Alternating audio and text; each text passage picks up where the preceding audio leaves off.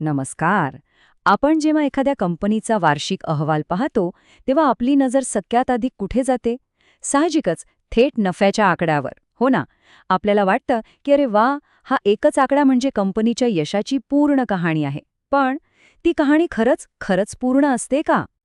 हे बघा, आर्थिक अहवालांबद्दल ना एक खूप प्रसिद्ध वाक्य आहे.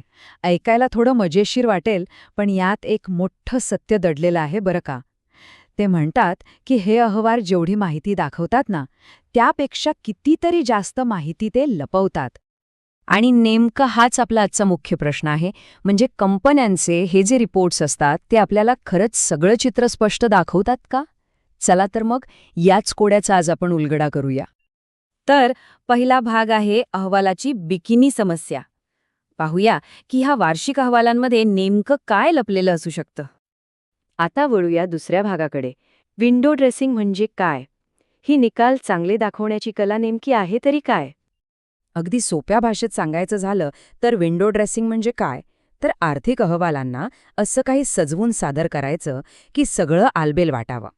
याचा मुख्य उद्देश हाच असतो की गुंतवणूकदारांना असं वाटावं की अरे वा, कंपनीची कामगिरी तर प्रत्यक्षात आहे त्यापेक्षा खूपच भारी आहे. पण असं का करतात? यामागे अनेक कारणं असू शकतात. कधी व्यवस्थापनाचे बोनस या आकड्यांवर अवलंबून असतात, तर कधी शेअरची किंमत टिकवून ठेवण्याचा दबाव असतो. ठीक आहे, मग आता तिसरा भाग. ही युक्ती नेमकी कशी केली जाते? पाहूया आर्थिक चित्र बदलण्याच्या काही सामान्य पद्धती. याच्या ना काही अगदी सामान्य युक्त्या आहेत. पहिली म्हणजे वेळेत फेरफार करणे. म्हणजे काय? तर या तिमाहीचा महसूल पटकन नोंदून टाकायचा आणि खर्च मात्र पुढच्या तिमाहीत ढकलायचा. दुसरी युक्ती आहे मालमत्तेचं पुनर्संतुलन. म्हणजे रिपोर्ट सादर करण्याच्या अगदी थोडा आधी जी मालमत्ता चांगली कामगिरी करत नाहीये ती विकून टाकायची. त्यामुळे काय होतं की ताळेबंद एकदम छान दिसतो. आणि तिसरी जी खूप वापरली जाते ती म्हणजे नियम बदलणे. म्हणजे कसं? तर घसारा म्हणजेच मालमत्तेची झीज मोजण्याची पद्धत बदलायची किंवा स्टॉक मोजण्याच्या पद्धतीत असा काही बदल करायचा की ज्यामुळे नफा आपोआप जास्त दिसेल. चला तर मग आत्ता येतोय चौथा भाग, कॉर्पोरेट कोडचा उलगडा. आता आपण दोन खरी-खुरी उदाहरणं पाहणार आहोत. आपलं पहिलं उदाहरण आहे केपीपी कंपनी लिमिटेडचं. चला जरा खोलात जाऊन पाहूया की यांच्या अहवालात नेमकं काय दडलं होतं. आता बघा, वरवर पाहिलं तर सगळं कसं छान दिसतंय. कंपनीच्या नफ्यात तब्बल 18% वाढ. अहो, कोणताही गुंतवणूकदार हे आकडे पाहून खुशच होईल.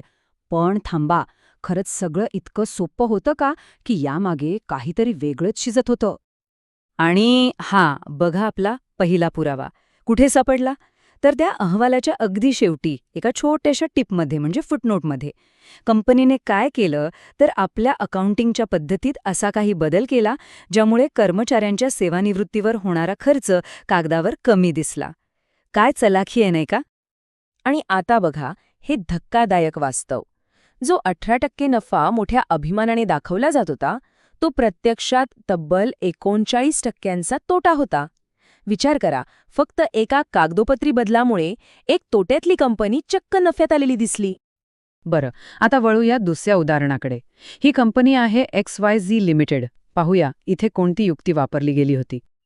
या कंपनीने काय केलं तर 7.5% नफा वाढ दाखवली. आता ही वाढ काही प्रचंड मोठी नाहीये, पण तरीही सकारात्मक आहे, नाही का? पण इथे सुद्धा आकड्यांच्या मागे काहीतरी वेगळंच दडलेलं होतं. इथे आपल्याला सापडले तब्बल 2 पुरावे. आणि अंदाज लावा, उत्तर कुठे होतं? पुन्हा एकदा त्या अहवालाच्या फुटनोट्समध्येच. कंपनीने इथे 2 गोष्टी केल्या. एक म्हणजे आपल्या क्लोजिंग स्टॉकचं मूल्य कागदावर वाढवून दाखवलं आणि दुसरं मालमत्तेवरचा जो घसारा असतो म्हणजे झीज ती कमी दाखवली. आता या दोन्ही गोष्टींमुळे काय झालं? खर्च कमी दिसला आणि नफा आपोआप वाढलेला दिसला. आणि हे आहे अंतिम चित्र. जी 7.5% वाढ दिसत होती ती प्रत्यक्षात चक्क 5% घट होती. म्हणजे पुन्हा एकदा हेच सिद्ध झालं की वरवर दिसणारे आकडे किती फसवे असू शकतात. तर मग आता शेवटचा आणि सगळ्यात महत्त्वाचा भाग, आपली आर्थिक गुप्तहेर किट. ही विंडो ड्रेसिंगची चिन्ह ओळखायची तरी कशी? ही आहे आपली तपासणी सूची. म्हणजे एक चेकलिस्टच समजा. कोणताही आर्थिक अहवाल वाचताना या गोष्टींकडे विशेष लक्ष द्यायला हवं. जसं की घसारा पद्धतीत काही बदल केलाय का? किंवा स्टॉकच्या मूल्यांकनात काही बदल आहे का? आठवतंय? XYZ कंपनीने बरोबर याच युक्त्या वापरल्या होत्या. असे बदल म्हणजे धोक्याची घंटा समजा. हे आपल्याला सांगतात की थांबा, इथे जरा खोलात जाऊन तपास करायला हवा. तर मग या सगळ्या विश्लेषणाचं सार काय? ते या एकाच प्रश्नात दडलंय.